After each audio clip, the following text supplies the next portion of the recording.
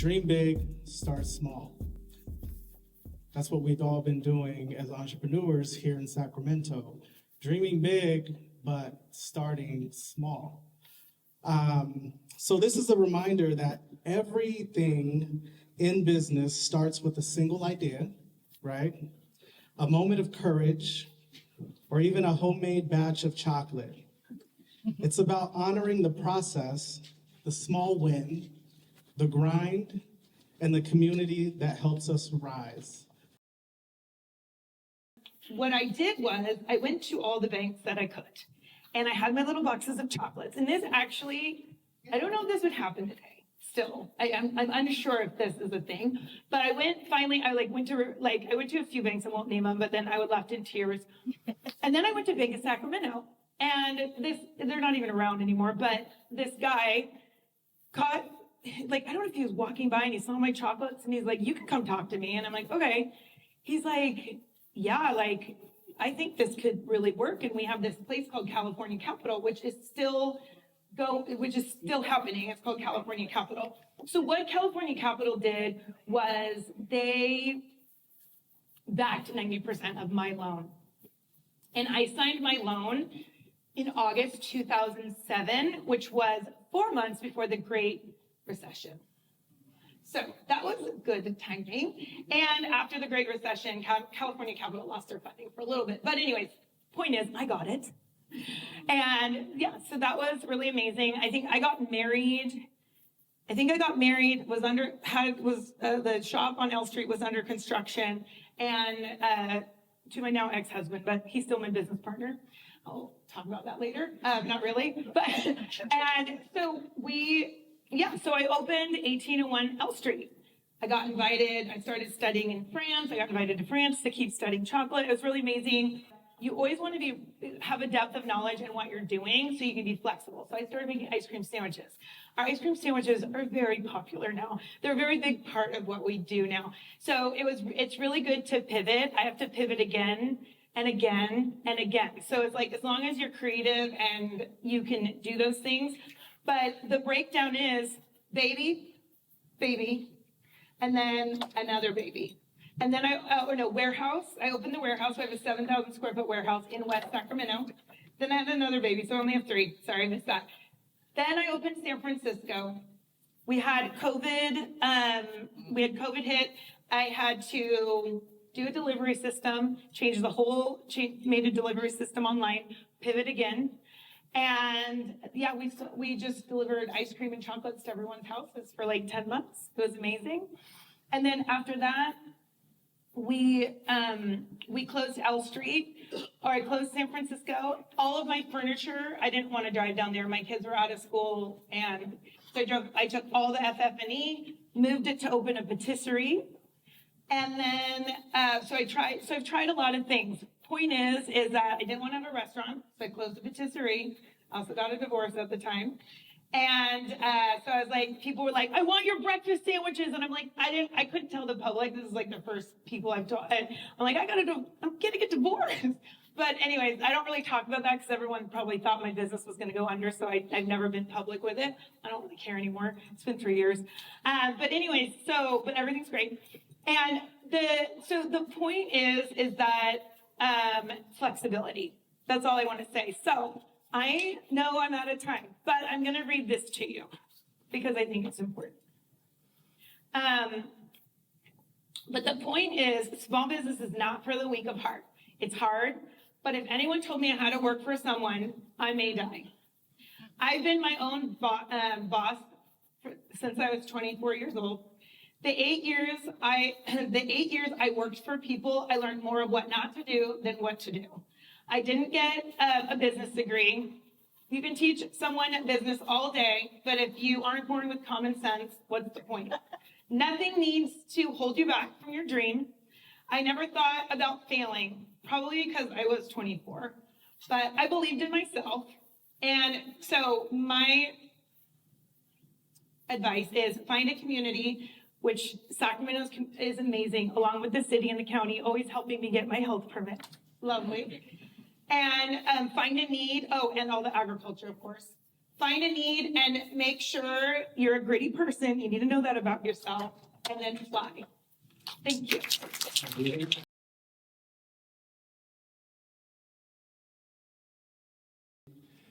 I'm a unique restaurateur, I call myself, because I went to school to become a designer. So I was a trained graphic designer, which I believe is what made me a creative entrepreneur. I've always wanted just to learn and just always be open to learning, because once you know everything, you're dead. So that's a great advice. Just always be humble and be open to learning, because that's what I do every day. But it's all about, finding that thing, that niche that you want to, for me, it was about, showcasing my culture, elevating Mexican food, elevating Mexican restaurants. And as a designer, I was able to do that. Me and another guy, we decided to put all this money into our dream, and we were dreamers. And I commend dreamers, because that's where it starts. My first restaurant by Sac State was called El Patron Bar and Grill. I spent 7 years of my life there with a partner that we did not make a good team, and I ended up walking away and went through divorce at the same time. But swearing I would never open another restaurant in my life. It was the worst decision that I thought that I ever made, because if you've worked in a restaurant, it's the hardest job around. And then I now have 8. I like to be creative. They're all different restaurants. It's Tequila Museo Mayahuel downtown at 12th and K. It's considered a tequila museum. It was a museum of Mexico, showcased through the history and production of tequila. But it's not a tequila museum. It's just a restaurant that has a museum concept. That's the creative part, right? That I learned how to just tell a story, and then I made it beautiful, of course, like a museum with the art and the food. And it was that attitude that just kind of made me, do what I do.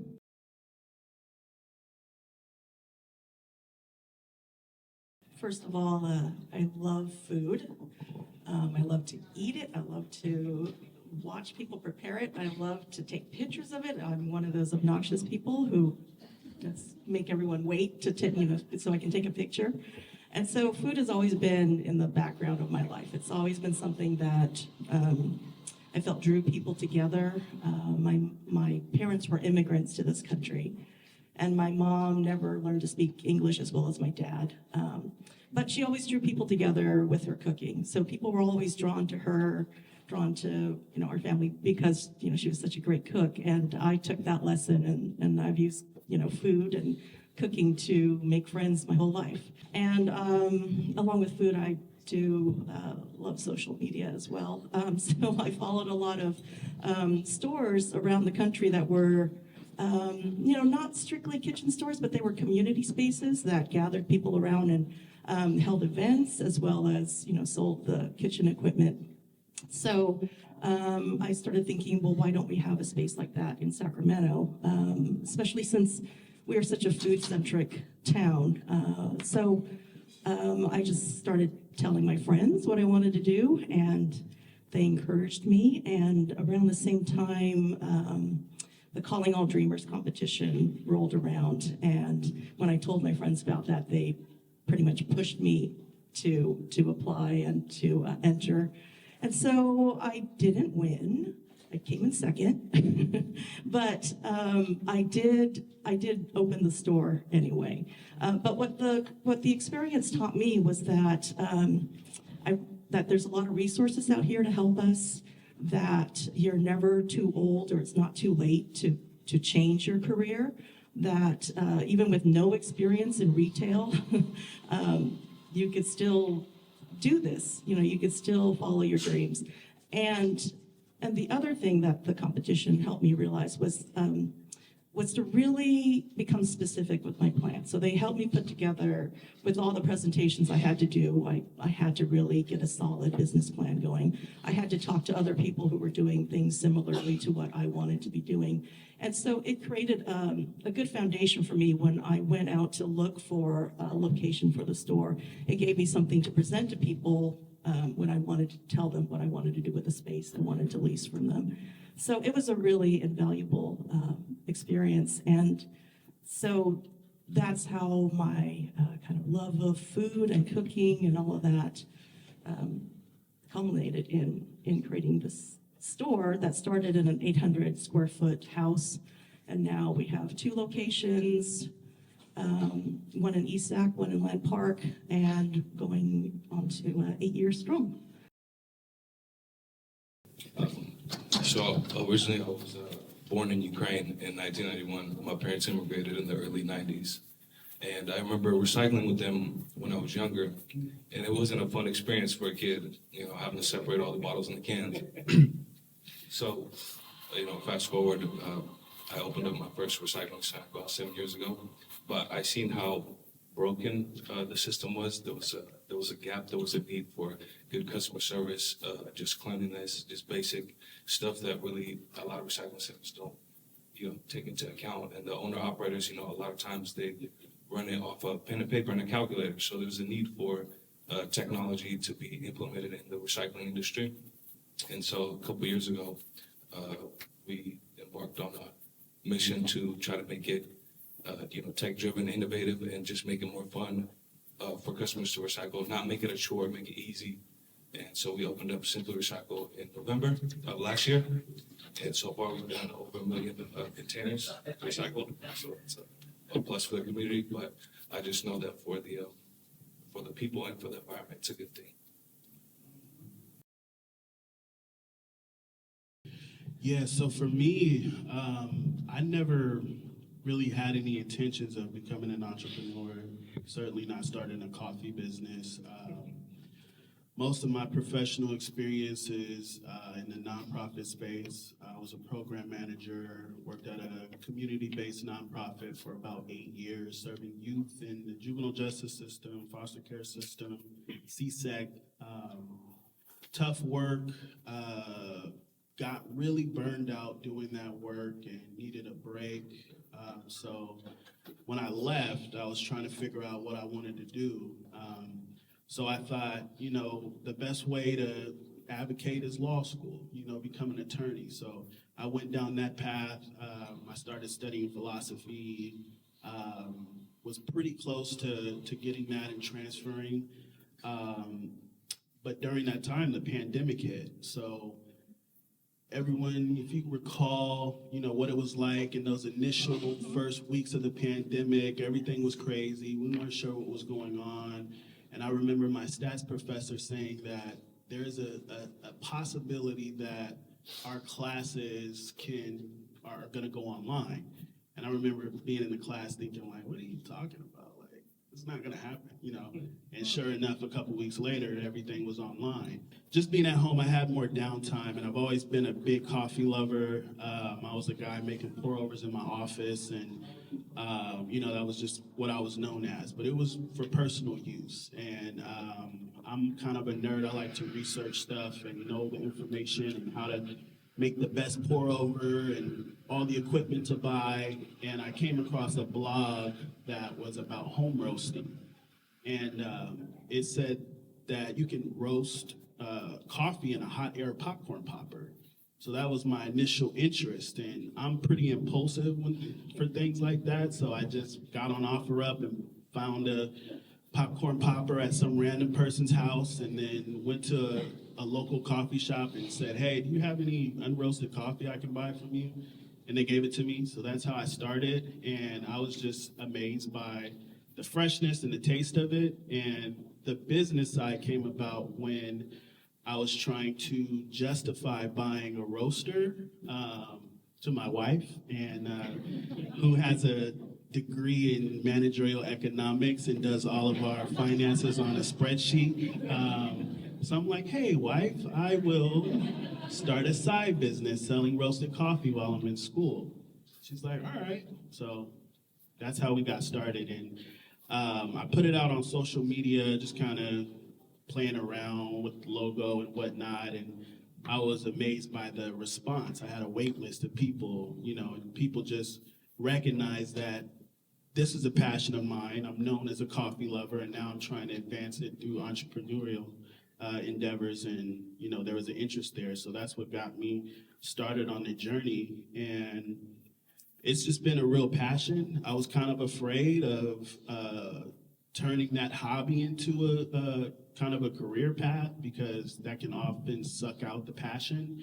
But when I got to the point where I realized that I was working harder than I've ever worked before, but I was enjoying it, that was what I wanted to do. And that's when I made the decision to drop out and completely pursue the coffee business.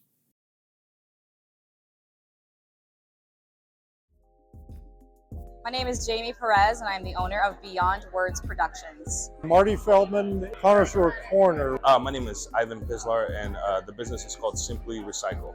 Ernesto Delgado with the Ernesto Delgado Hospitality Group. My name is Emily Briggs. I'm actually, I do software sales and I do a lot of community advocacy. I love how BizX highlights the stories of entrepreneurs, because when we hear other people's stories, their struggles, their pains, their triumphs, and their victories, all of that helps us reflect on our own businesses, even if what is being represented on the stage is not exactly what we do. Those stories being shared, those vulnerabilities, is what makes us human. And sometimes hearing that inspires us to push a little further and keep facing those obstacles that sometimes can really make us feel down and isolated as entrepreneurs, and knowing that there is something positive to be taken away on the other side. A lot of good stuff here. Number one, the networking is incredible.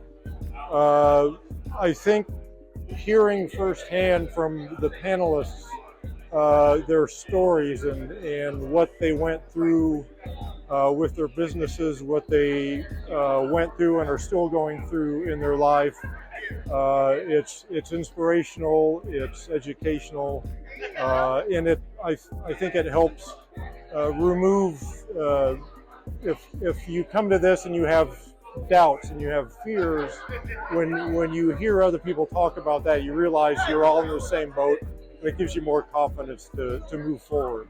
I feel like it's just nice being in a group or a place where there's a lot of like-minded individuals, where when somebody brings something up, for example, they have an issue or a problem where they're trying to figure out their way through the business. I just remember thinking, oh yeah, I remember running through the same thing. And a lot of times, like, I have family and friends, when I talk to them about, business or some of the challenges that we have, it kind of goes over their head. They don't really understand it. So it's nice to just have, be surrounded with a community that is willing to help you with whatever you're going through.